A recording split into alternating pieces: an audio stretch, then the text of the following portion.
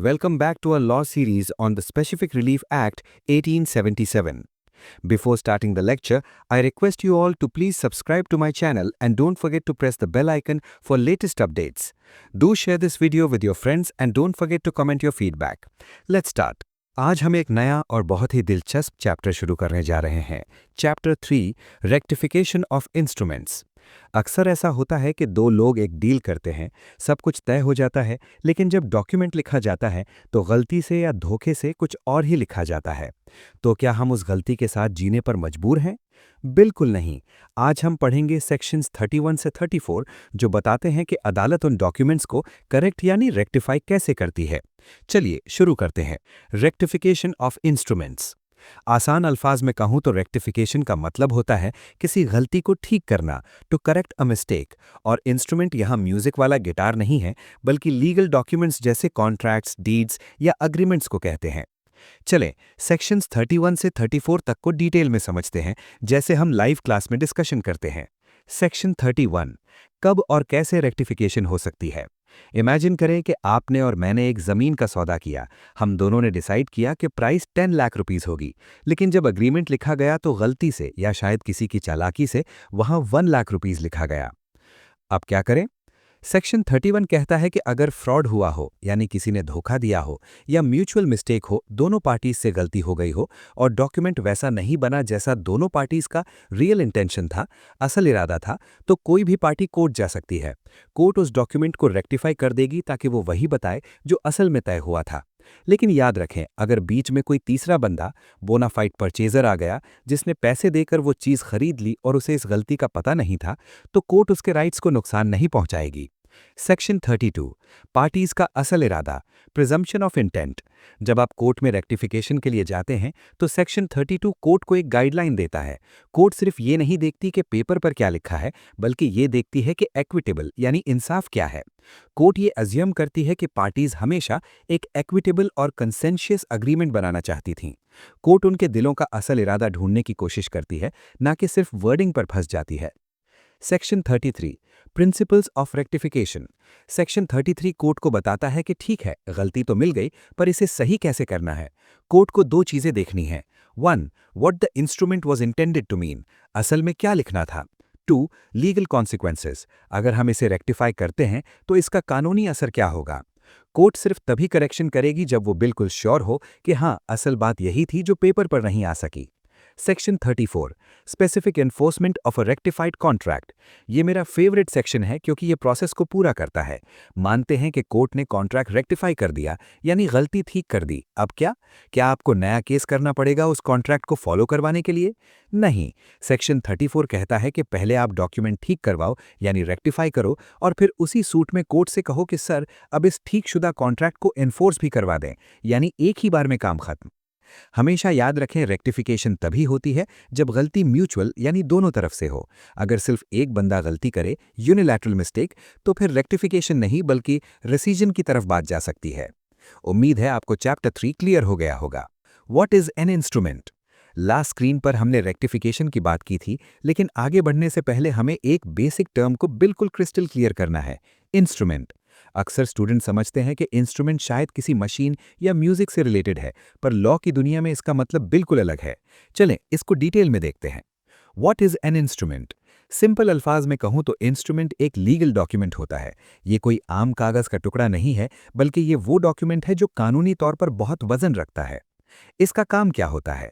Transfer of rights. ये formally एक बंदे से दूसरे बंदे तक राइट्स यानी हुकूक कन्वे करता है। मिसाल के तौर पर, अगर मैं अपनी कार आपको बेच रहा हूं, तो जो डॉक्यूमेंट हम साइन करेंगे वो कन्वे करेगा कि अब कार के राइट्स मेरे पास नहीं, आपके पास हैं। Written proof. इसे आप किसी भी अग्रीमेंट का एक रिटन प्रूफ समझ सकते हैं। जुबानी बात की कोई लीगल स्टैंडिंग नहीं होती जब तक वो इंस्ट्रूमेंट की शक्ल में पेपर पर ना आ जाए। एग्जाम्पल्स। लॉ में इंस्ट्रूमेंट की बहुत सारी टाइप्स हैं। कुछ कॉमन एग्जाम्पल्स ये हैं। अ कॉन्ट्रैक्ट, दो पार्टीज के बीच कोई भी काम करने या ना करने का मुआहिदा। एन अग्रीमेंट, किसी भी डील की terms and conditions. A will, यानी वसीयत, जो ये तय करती है कि किसी के बाद उसकी प्रॉपर्टी किसे मिलेगी। अ प्रॉमिसरी नोट, एक ऐसा डॉक्यूमेंट जहां एक बंदा दूसरे को पैसे देने का वादा लिख कर देता है। डायग्राम में देखें, पार्टी ए के पास कुछ राइट्स थे, उसने एक पेपर तैयार किया और अब वो राइट्स पार्टी बी की तरफ फ्लो कर रहे हैं। बिना इस कागज के पार्टी बी कोर्ट में खड़े होकर अपना हक साबित नहीं कर सकेगी। तो याद रखें, जब भी हम रेक्टिफिकेशन ऑफ इंस्ट्रूमेंट्स की बात करेंगे, हम इन्हीं डॉक्यूमेंट्स, कॉन्ट्रैक्ट्स, विल्स और अग्रीमेंट्स की गलतियों को ठीक करने की बात कर रहे होंगे। What does rectification mean? Dear aspirants, आज हम एक बहुत ही इंपॉर्टेंट लीगल कॉन्सेप्ट डिस्कस करने जा रहे हैं जो अक्सर सिविल लिटिगेशन में सामने आता है। And what does rectification mean? अब रेक्टिफिकेशन सुनने में शायद थोड़ा कॉम्प्लेक्स लगे, पर इसका मतलब बहुत सिंपल है। लिटरल सेंस में रेक्टिफिकेशन का मतलब होता है किसी चीज को करेक्ट करना या फिक्स करना, यानी किसी गलती की इस्लाह करना। लॉ में इसका इस्तेमाल कब होता है? इमेजिन करें कि दो पार्टीज के दरमियान एक अग्रीमेंट हुआ, सब कुछ तय हो गया, लेकिन जब उसे पेपर पर लिखा गया, जिसे हम लीगल लैंग्वेज में इंस्ट्रूमेंट कहते हैं, तो उसमें कोई एरर या मिस्टेक रह गई। अब मसला ये है कि जो पेपर पर लिखा है वो नहीं है जो पार्टीज ने असल में डिसाइड किया था। The written instrument doesn't reflect the true agreement.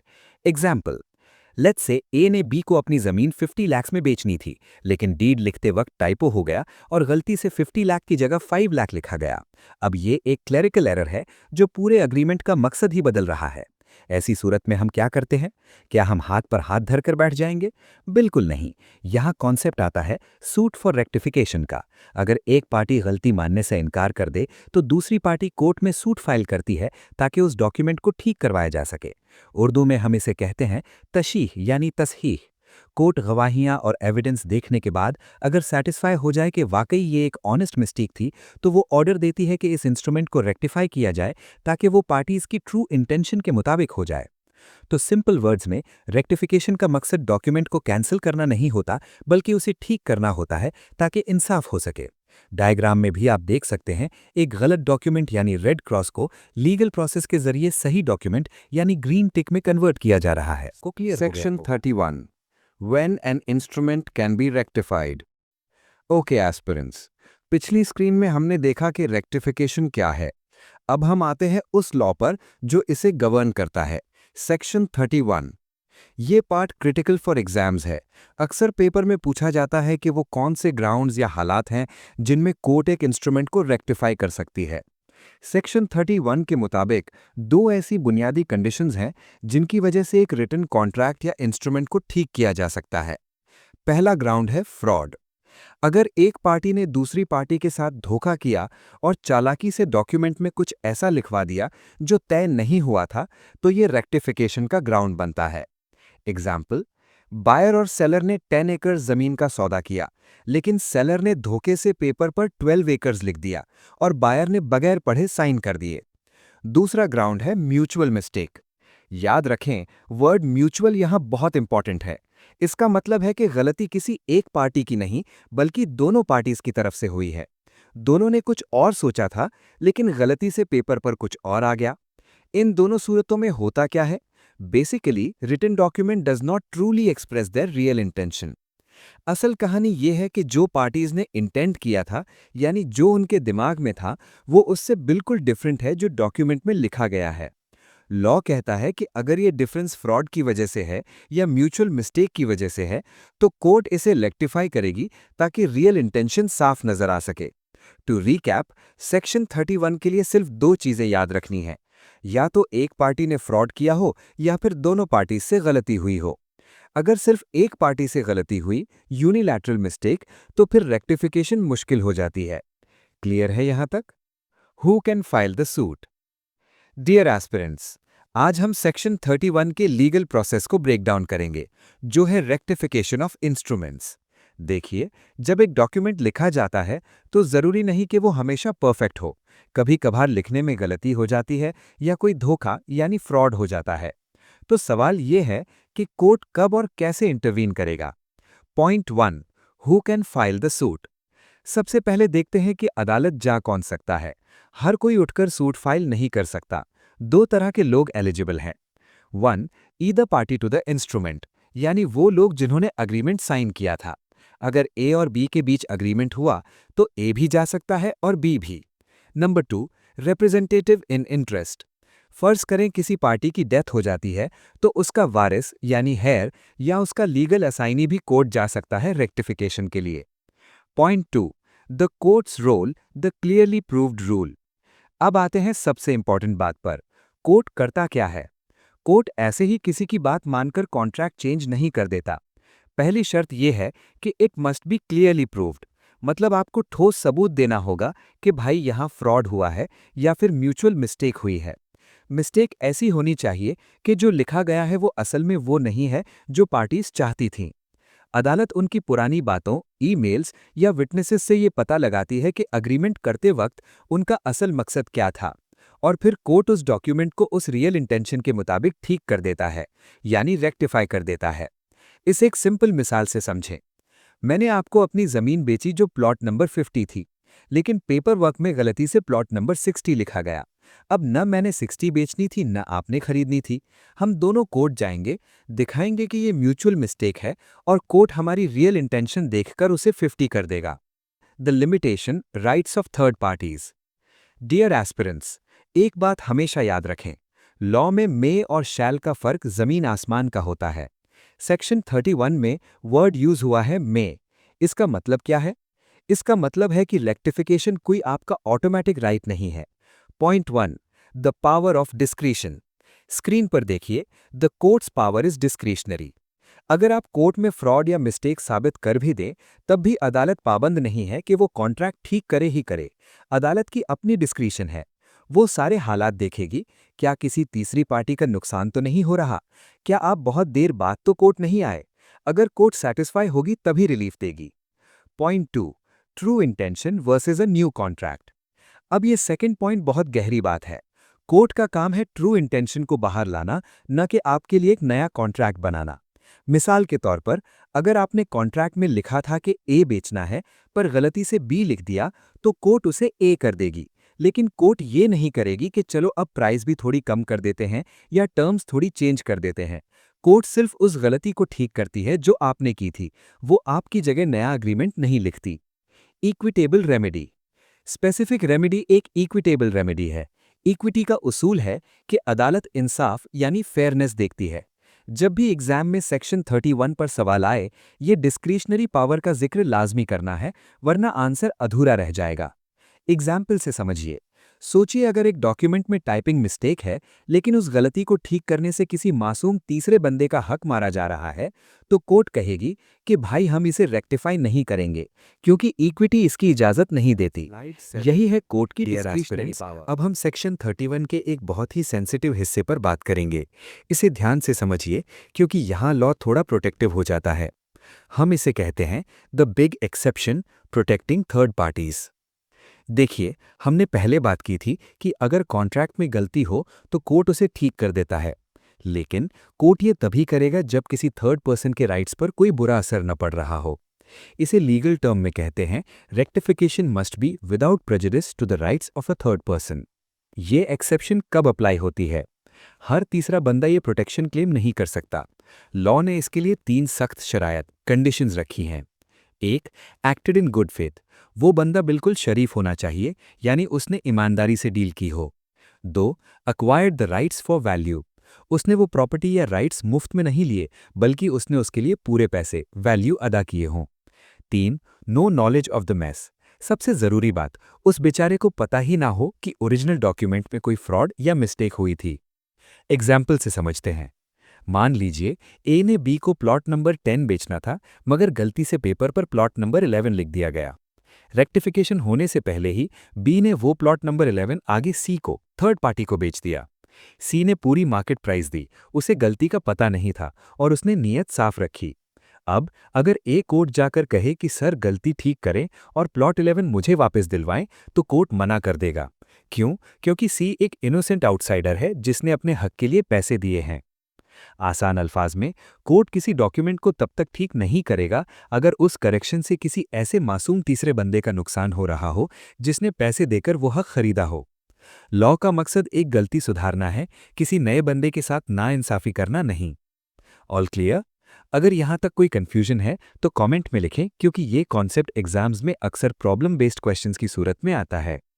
अब हम सेक्शन 31 को एक बहुत ही इंटरेस्टिंग केस स्टडी के साथ समझेंगे, जिसे हम कहते हैं the case of the godowns. Laws को रटना नहीं है, बस इस सिचुएशन को इमेजिन करें। द डील, असली मामला क्या था? मान लीजिए 2 लोग हैं, ए और बी। ए के पास एक घर है और उसके साथ 3 गोडाउन्स हैं, G1, G2 और G3। दोनों के बीच डील फाइनलाइज होती है कि ए अपना घर बेचेगा और उन 3 में से सिर्फ एक गोडाउन बेचेगा। सिंपल, हाउस प्लस 1 गोडाउन, ये थी असली इंटेंशन। द फ्रॉड, धोखा कहाँ हुआ? अब यहाँ पर बी थोड़ी चालाकी दिखाता है। पेपरवर्क तैयार करने की जिम्मेदारी बी की थी। बी ने क्या किया? उसने डीड में फ्रॉड से लिख दिया कि ए ने उससे घर के साथ साथ तीनों गोडाउन्स, ऑल 3 बेच दिए हैं। ए ने शायद ट्रस्ट में या जल्दी में साइन कर दिए और बी ने तीनों गोडाउन्स का कब्जा भी ले लिया। द लीगल पॉइंट, सेक्शन 31 क्यों जरूरी है? अब सोचिए, पेपर पर तो लिखा है हाउस प्लस 3 गोडाउन्स, लेकिन सच्चाई तो कुछ और थी। यहां आता है section 31 of the specific relief act. A, instrument is voidable. क्योंकि यहां फ्रॉड हुआ है तो ये डीड वॉइडेबल है। ए कोर्ट जाकर कह सकता है कि सर मेरी असली मर्जी ये नहीं थी। बी, रेक्टिफिकेशन और कैंसिलेशन। कोर्ट देखेगा कि क्या दोनों पार्टीज की म्यूचुअल इंटेंशन वही थी जो पेपर पे लिखी है। जवाब है नहीं। एस्पिरेंट्स, अगर कोई डॉक्यूमेंट धोखे से या गलती से, फ्रॉड और मिस्टेक ऐसा लिख दिया जाए जो पार्टीज की असली बात से अलग हो, तो कोर्ट के पास पावर है कि वो उस डॉक्यूमेंट को कैंसिल कर सके या ठीक कर सके ताकि किसी के साथ नाइंसाफी ना हो। हमेशा याद रखें कि सेक्शन 31 वहां अप्लाई होता है जहां डॉक्यूमेंट फ्रॉडुलेंट हो और वो डॉक्यूमेंट अगर मार्केट में रहा तो किसी का नुकसान यानी इंजरी कर सकता है। चलें अब इस सिनेरियो को मजीद इंटरेस्टिंग बनाते हैं। इमेजिन करें कि बी के पास अब 3 गोडाउन्स हैं, G1, G2 और G3। लेकिन याद रहे, असली डील सिर्फ एक गोडाउन की थी, बाकी दो उसने फ्रॉड से लिए हैं। अब बी क्या करता है? डायग्राम देखें। G1 द रियल डील, ये तो उसका अपना है, so he keeps it, no problem here. G2 the gift, ये बी ने सी को दे दिया। कैसे? विदाउट कंसिडरेशन, यानी बिल्कुल फ्री, मुफ्त में गिफ्ट कर दिया। G3 द लीज, ये बी ने डी को रेंट पे दे दिया, यानी डी इसके बदले पैसे दे रहा है, दिस इज फॉर वैल्यू। अब द ट्विस्ट, अब यहां एक बहुत इंपॉर्टेंट पॉइंट है। सी और डी दोनों को नहीं पता कि बी ने कोई फ्रॉड किया है। In legal terms they are acting in good faith, उन्हें लगता है बी ही असली मालिक है। अब असली मालिक ए आता है और कोर्ट में केस फाइल करता है कि डीड रेक्टिफाई की जाए और मेरी प्रॉपर्टीज मुझे वापस दिलवाई जाएं। कोर्ट क्या फैसला सुनाएगा? तवज्जो दें। Against see the freebie, court कहेगा कि सी ने तो कुछ पे नहीं किया, उसने कोई नुकसान नहीं उठाया, इसलिए G2 रेक्टिफाई हो जाएगा और ए को वापस मिल जाएगा। सॉरी सी, मुफ्त की चीज वापस करनी पड़ेगी। Yes. Against the the tenant, यहां कानून डी को प्रोटेक्ट करेगा। क्यों? क्योंकि डी ने गुड फेथ में काम किया और पैसा वैल्यू खर्च किया है। कोर्ट कहता है कि इनोसेंट थर्ड पार्टी जिसने पैसे दिए हों उसका नुकसान नहीं होना चाहिए, इसलिए G3 रेक्टिफाई नहीं होगा, डी का रेंटल एग्रीमेंट बरकरार रहेगा। No. Dear aspirants, simple rule याद रखें, अगर आपने मुफ्त में चीज ली है तो रेक्टिफाई हो सकती है, लेकिन अगर आपने ईमानदारी से पैसे देकर हक हासिल किया है, बोनाफाइड परचेजर फॉर वैल्यू, तो कानून आपकी ढाल बन जाता है। So Section 31 protects third-party rights only if they are acquired in good faith and for value. Quick recap. चले students, let's wrap this up. Section 31 का निचोड़ या एसेंस क्या है? इस स्क्रीन को गौर से देखें, यह आपके रिवीजन के लिए परफेक्ट है। Point 1, the grounds for rectification. सबसे पहले, रेक्टिफिकेशन कब होती है? कानून कहता है सिर्फ 2 सूरतों में, या तो फ्रॉड हुआ हो या फिर म्यूचुअल मिस्टेक। याद रखें, म्यूचुअल का मतलब है कि गलती दोनों तरफ से हुई हो। अगर सिर्फ एक बंदा गलती करे यानी यूनिलैटरल मिस्टेक करे तो सेक्शन 31 अप्लाई नहीं होगा। द मेमोरी ट्रिक, इसे याद रखने का एक जबरदस्त मेमोरी ट्रिक है FM radio. F for fraud, M for mutual mistake. बस ये 2 चैनल्स हैं जिन पे रेक्टिफिकेशन का गाना बजता है। Point 2, the objective. असल मकसद क्या है? गोल सिर्फ इतना है कि जो डॉक्यूमेंट यानी पेपर है वो पार्टीज की रियल इंटेंशन से मैच करे। पेपर पे वो लिखा होना चाहिए जो हकीकत में तय हुआ था। Point 3, courts power. अगली बात, क्या कोर्ट हमेशा रेक्टिफिकेशन करेगा? नहीं। द कोर्ट हैज डिस्क्रिशन, यानी ये जज की मर्जी और इंसाफ पे डिपेंड करता है। यह आपका राइट नहीं है कि आपने कहा और कोर्ट ने कर दिया। कोर्ट सारे हालात देखेगा। Point 4, the golden rule, protection. और सबसे इंपॉर्टेंट पॉइंट, इसको स्टार मार्क कर लें। रेक्टिफिकेशन की वजह से किसी इनोसेंट थर्ड पार्टी का नुकसान नहीं होना चाहिए। अगर किसी ने पैसे देकर फॉर वैल्यू और ईमानदारी से कोई हक हासिल कर लिया है तो कोर्ट उसके राइट्स को टच नहीं करेगा। इंसान बदल जाए मगर कानून बोनाफाइड परचेजर फॉर वैल्यू को हमेशा प्रोटेक्ट करता है। तो एस्पिरेंट्स, ये था सेक्शन 31 का पूरा सार, समरी। आई होप अब कोई कंफ्यूजन नहीं होगी। अगर कोई सवाल है तो कमेंट्स में पूछें। Presumption of the court. Dear aspirants, तसव्वुर करें कि आप एक कॉन्ट्रैक्ट लेकर कोर्ट पहुंचे हैं और कह रहे हैं कि साहब इस लिखाई में गलती हो गई है, इसे बदल दें। अब यहां आता है सेक्शन 32। कोर्ट सीधा आपकी बात मानकर पेन नहीं उठा लेती। जज साहब के पास एक प्राइमा फेशी प्रिजम्पशन होती है, यानी पहली नजर में कोर्ट ये मानकर चलती है कि 1. The intent was fair.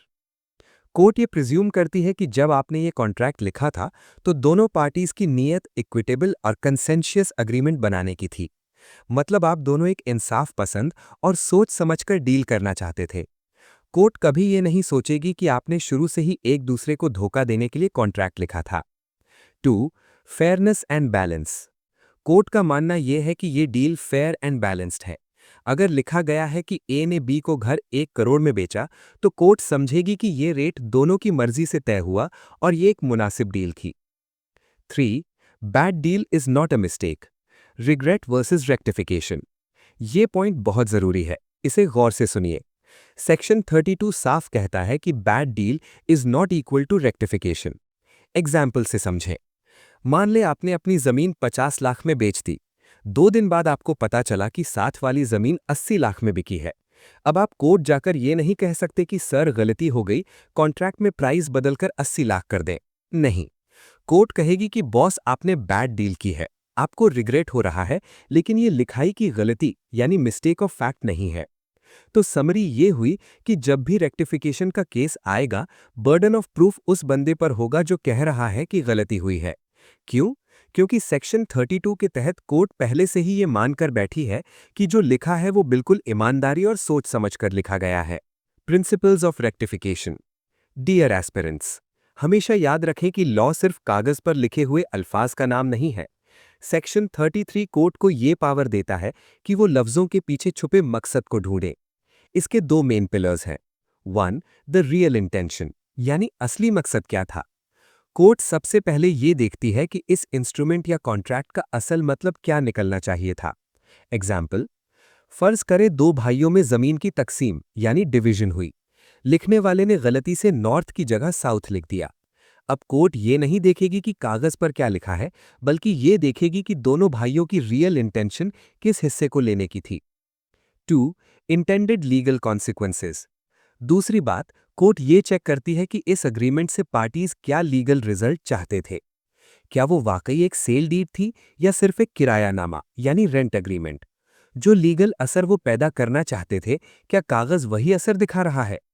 अब यहां आता है सबसे मजेदार पॉइंट। लोग समझते हैं कि जज सिर्फ वही पढ़ेगा जो कागज पर लिखा है, लेकिन सेक्शन 33 कहता है नो। कोर्ट की इंक्वायरी सिर्फ कॉन्ट्रैक्ट की जबान या लैंग्वेज तक महदूद नहीं है। अगर लफ्ज गलत हैं तो कोर्ट उन लफ्जों को बाईपास कर सकती है। कोर्ट देखती है एसेंस यानी रूहे मामला। Golden rule, intention greater than words. तो समरी ये हुई कि सेक्शन 33 कोर्ट को ये इजाजत देता है कि वो टेक्निकलिटीज में फंसने की बजाय इंसाफ करे। वो कागज से बाहर निकलकर हकीकत को देखती है ताकि किसी की गलती का नाजायज फायदा कोई दूसरा ना उठा सके। Specific enforcement of a rectified contract. Imagine you enter into a contract, but because of a typing error or a mutual mistake, the wording on the paper doesn't match what you actually agreed upon. अब आप परेशान हैं कि contract तो गलत लिखा गया, अब क्या होगा? Don't worry. Law provides a solution where you can fix the mistake and get the contract implemented, all at the same time. Let's break it down. 1. The concept. Rectification plus enforcement. Normal हालत में क्या होता है? अगर contract में गलती हो तो पहले आप उसे ठीक करवाते हैं, रेक्टिफिकेशन। लेकिन सेक्शन 34 आपको एक शॉर्टकट या यूं कहें कि एक एफिशिएंट रास्ता देता है। लॉ कहता है कि आप कोर्ट से ये रिक्वेस्ट कर सकते हैं कि जनाब पहले इस कॉन्ट्रैक्ट की गलती को सही करें, रेक्टिफाई, और फिर जो सही वर्जन है उसे फौरन इन्फोर्स भी करवा दें। 2. The legal process, the flow chart. Let's look at how this works in a real court scenario. Incorrect contract. पहले तो एक रिटन कॉन्ट्रैक्ट होना चाहिए जिसमें कोई क्लियर मिस्टेक या ओमिशन हो। Suit for rectification plus enforcement. आप कोर्ट में केस फाइल करते हैं, आप अलग अलग दो केसेस नहीं लड़ते, बल्कि एक ही सूट में दोनों चीजें मांगते हैं। Court corrects contract. Court evidence देखती है। अगर कोर्ट सेटिस्फाई हो जाए कि हाँ असल बात कुछ और थी और लिखा कुछ और गया, तो कोर्ट कॉन्ट्रैक्ट को ठीक कर देती है। Court enforces corrected contract. Once the correction is done, court उसी वक्त दूसरी पार्टी को ऑर्डर देती है कि अब इस सही कॉन्ट्रैक्ट पर अमल करो। The must have condition. यहाँ एक बहुत इंपॉर्टेंट पॉइंट है जो अक्सर स्टूडेंट्स मिस कर देते हैं। लॉ करता है the plaintiff must have prayed for it in the plaint. इसका मतलब यह है कि अगर आपने अपनी इनिशियल एप्लीकेशन प्लेंट में रेक्टिफिकेशन और इन्फोर्समेंट दोनों की रिक्वेस्ट नहीं की, तो कोर्ट आपको ये रिलीफ नहीं देगी। आपको कोर्ट से दुआ या रिक्वेस्ट करनी पड़ेगी कि सर मुझे दोनों चीजें चाहिए। एग्जाम्पल, मानिए कि ए ने बी को अपनी जमीन बेची। जमीन का प्लॉट नंबर था 502, लेकिन गलती से कॉन्ट्रैक्ट पर लिख दिया गया 505। अब ए जमीन देने से इनकार कर रहा है। बी कोर्ट जाता है अंडर सेक्शन 34। बी कोर्ट को कहता है कि सर असल में प्लॉट 502 था, प्लीज कॉन्ट्रैक्ट में 505 की जगह 502 लिख दे, रेक्टिफिकेशन, और फिर ए को कहें कि मुझे प्लॉट 502 का कब्जा दें, स्पेसिफिक इन्फोर्समेंट। कोर्ट दोनों काम एक ही केस में कर देगी। हमेशा याद रखें, कोर्ट खुद से आपकी हेल्प नहीं करेगी जब तक आपने प्लेंट में दावा में साफ साफ लिखा ना हो, इसलिए ड्राफ्टिंग के वक्त यह बहुत जरूरी है। Avoiding multiple lawsuits. लॉ का एक सुनहरी उसूल है कि कोर्ट के चक्कर कम से कम लगाए जाएं। सेक्शन 34 का मेन गोल है to prevent the multiplicity of suits. Court का टाइम बचाओ। सोचिए, अगर ये सेक्शन ना होता तो क्या होता। पहले आप सूट नंबर 1 फाइल करते सिर्फ कॉन्ट्रैक्ट को ठीक करवाने के लिए, रेक्टिफिकेशन। फिर जब वो ठीक हो जाता तो आप सूट नंबर 2 फाइल करते उसे इंप्लीमेंट करवाने के लिए, इन्फोर्समेंट। ये तो बहुत इनएफिशिएंट और थका देने वाला काम है। कोर्ट कहती है भाई इतना फालतू टाइम किसके पास है। सेक्शन 34 आपको अलाउ करता है कि आप ये दोनों काम एक ही बार में कर लें, एट वंस। एफिशिएंसी इज की। लीगल लैंग्वेज में हम इसे कहते हैं स्ट्रीमलाइनिंग द प्रोसेस। दो अलग अलग उदास चेहरों वाली फाइल्स बनाने से बेहतर है कि आप एक ही सिंगल सूट बनाएं। इसी एक सूट में रेक्टिफिकेशन प्लस इन्फोर्समेंट दोनों को मर्ज कर दें। इससे कोर्ट का टाइम भी बचता है और क्लाइंट का पैसा भी। The common mistake, a warning for lawyers. अब यहाँ एक बहुत बड़ी गलती जो नए लॉयर्स करते हैं वो ध्यान से सुनिए। अगर आपने अपनी प्लेंट में दावा में लिखते वक्त स्पेसिफिक इन्फोर्समेंट की प्रेयर इंक्लूड नहीं की, तो कोर्ट शायद आपको ये रिलीफ ग्रांट ना करे। कोर्ट कहेगी आपने तो सिर्फ ठीक करने को कहा था, इन्फोर्स करने का तो मांगा ही नहीं। हमेशा याद रखें, कोर्ट मांगने पर देती है। अगर आपने प्रेयर में इन्फोर्समेंट नहीं मांगी तो कोर्ट खुद से आपको इन्फोर्समेंट का ऑर्डर नहीं देगी। एग्जाम्पल, मानिए आपने बाइक खरीदी पर पेपर पे नंबर गलत लिखा गया। अब आप कोर्ट गए। अगर आपने सिर्फ नंबर ठीक करवाया और बाइक लेने की रिक्वेस्ट नहीं की, तो आपको बाइक कैसे मिलेगी। इसलिए सिंगल सूट में दोनों चीजें मांगना लाजमी है। क्लियर है सब? अगर कोई सवाल है तो कमेंट में पूछें। टू डियर एस्पिरेंट्स, आज हमने सीखा कि इंस्ट्रूमेंट क्या होता है और सेक्शन 31 से 34 के तहत गलती या धोखे को कैसे ठीक किया जाता है। फ्रॉड या म्यूचुअल मिस्टेक हो तो अदालत जाएं, बीएफपी का ख्याल रखें और एक ही सूट में रेक्टिफिकेशन और परफॉर्मेंस मांग लें। चलिए सेक्शंस को बारी बारी समझते हैं। सेक्शन 31, जब पेपर पे लिखा कुछ और हो। इसका सिंपल सा रूल ये है कि अगर कोई इंस्ट्रूमेंट जैसे कोई कॉन्ट्रैक्ट या डीड लिखते वक्त फ्रॉड हुआ हो या फिर म्यूचुअल मिस्टेक यानी दोनों पार्टी से गलती हो गई हो, तो आप कोर्ट जाकर उसे सही करवा सकते हैं। एग्जाम्पल, मान लीजिए ए ने बी को प्लॉट नंबर 10 बेचना था, लेकिन गलती से पेपर पर प्लॉट नंबर 11 लिख दिया गया। दोनों को पता है कि बात प्लॉट 10 की हुई थी, तो यहाँ सेक्शन 31 काम आएगा। लेकिन एक बात याद रखें, अगर वो प्रॉपर्टी किसी इनोसेंट थर्ड पार्टी ने पैसे देकर खरीद ली है जिसे इस गलती का पता नहीं था, तो कोर्ट रेक्टिफिकेशन अलाउ नहीं करेगा, क्योंकि हम किसी मासूम का नुकसान नहीं कर सकते। सेक्शन 32, कोर्ट क्या मानकर चलती है। सेक्शन 32 कोर्ट की सोच बताता है। कोर्ट हमेशा ये प्रिज्यूम या फर्ज करती है कि कॉन्ट्रैक्ट बनाते वक्त पार्टीज का इरादा इक्विटेबल था, यानी वो एक दूसरे के साथ इंसाफ करना चाहते थे। कोर्ट ये नहीं मानती कि कोई किसी को धोखा देने के लिए कॉन्ट्रैक्ट बना रहा है जब तक प्रूव ना हो जाए। सेक्शन 33, अल्फाज नहीं नीयत देखी जाएगी। सेक्शन 33 कहता है कि कोर्ट सिर्फ लिटरल वर्ड्स यानी जो लिखा है पर नहीं जाएगी, बल्कि रियल इंटेंशन, असली नीयत देखेगी। अगर पेपर पर कुछ ऐसी वर्डिंग है जो कंफ्यूजिंग है, तो जज साहब सोचेंगे कि इन लोगों ने असल में क्या सोचा था। वो उस इंटेंशन को ढूंढकर कॉन्ट्रैक्ट को रेक्टिफाई करेंगे। सेक्शन 34, दो काम एक साथ। अब आखिरी बात, सेक्शन 34, ये प्रैक्टिकल बात करता है। ऐसा नहीं है कि पहले आप सिर्फ रेक्टिफिकेशन का केस करें और फिर जीतने के बाद दोबारा इन्फोर्समेंट का केस करें।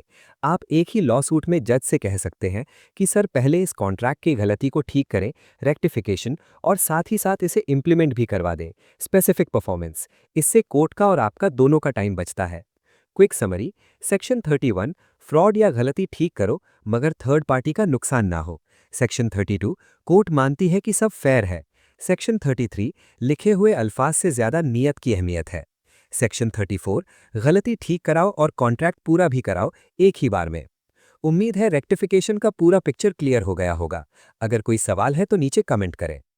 आई होप कि आपको ये लेक्चर समझ में आया होगा अगर आपने इस वीडियो को अटेंटिवली सुना है तो। अगर आपको ये वीडियो अच्छी लगी है तो इस वीडियो को लाइक करें, कमेंट करें, वीडियो को शेयर करें और चैनल को ज़रूर सब्सक्राइब करें। Thank you so much for watching this video. अल्लाह हाफिज़।